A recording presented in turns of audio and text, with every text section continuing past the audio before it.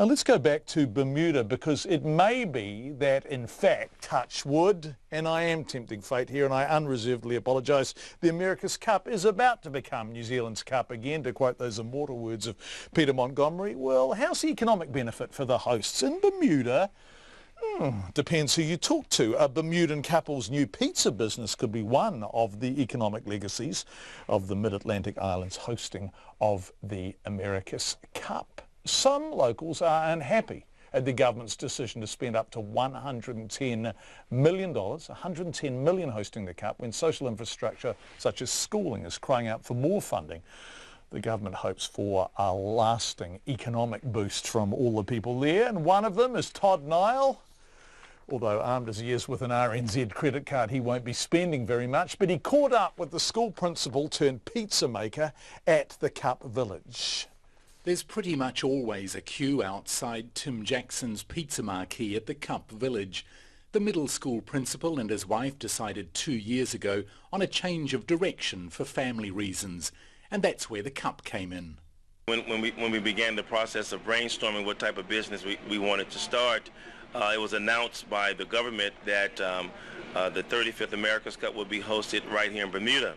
And we thought that it would be a wonderful opportunity for us to debut our company, J&B's Wood-Fired Pizza. We went through the process of applying, and we were successful in being selected as one of the food vendors for this year's America's Cup. So this has kick-started your business, really? Yes, it's kick-started the business. We've gotten rave reviews, wonderful feedback, great feedback, to continue to fine-tune what we do as a business. So it's been very, very successful thus far. The success doesn't come easy, but with nearly a dozen staff rotating through the roster, the benefits of a new business are being shared.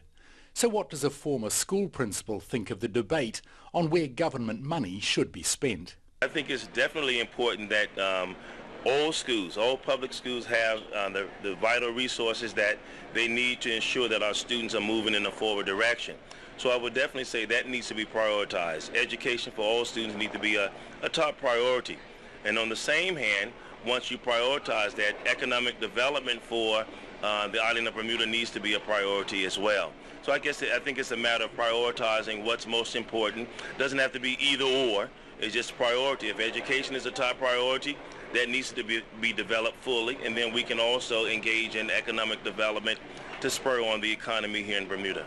Whether or not the Cup stays in Bermuda, Tim Jackson's already pondering what the future is for his mobile pizza business.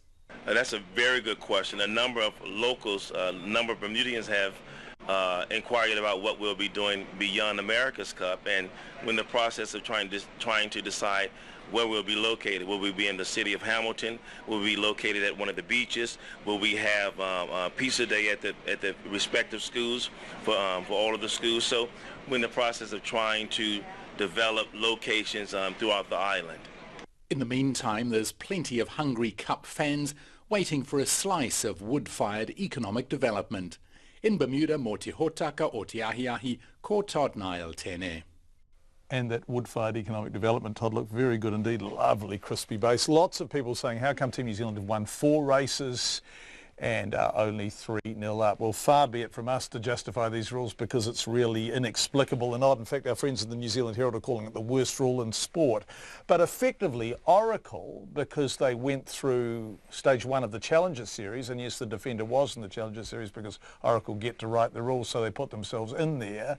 Because they were undefeated, they took a bonus point through. So instead of New Zealand having 4 points, Emirates Team New Zealand only have 3 points because Oracle wrote the rules. It has to be said in Oracle's defence, and I'm reluctant often to publicly express any defence of Oracle, had Team New Zealand gone through undefeated, they would have had the bonus point too. It's just that they had more rounds.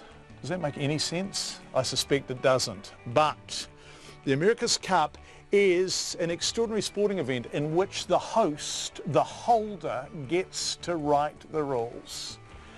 And that's really unsatisfactory explanation, for which I apologise, brings Checkpoint to a close for tonight. Thank you for joining us. We really appreciate your company and your feedback, even if I didn't deal with the America's Cup feedback very well. We'll be back tomorrow at 5.